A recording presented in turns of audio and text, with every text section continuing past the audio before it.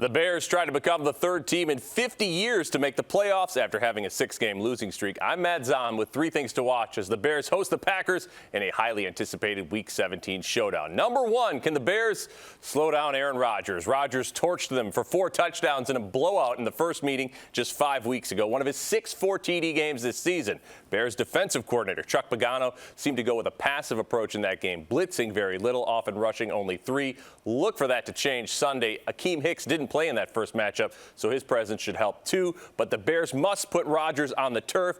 Rodgers' only 2 games with a quarterback rating under 100 this season are also the only 2 games he's been sacked more than twice. Number 2, run, David, run. One way to slow down Rodgers is to keep that Packers offense off the field. The Packers defense has been a little better of late, but they're 19th against the run according to Football Outsiders. Look for Bill Lazor to call plenty of David Montgomery runs Sunday. He's rumbled for 529 yards and 6 touchdowns the last 5 weeks, and he's all the way up to 5th in the NFL in rushing.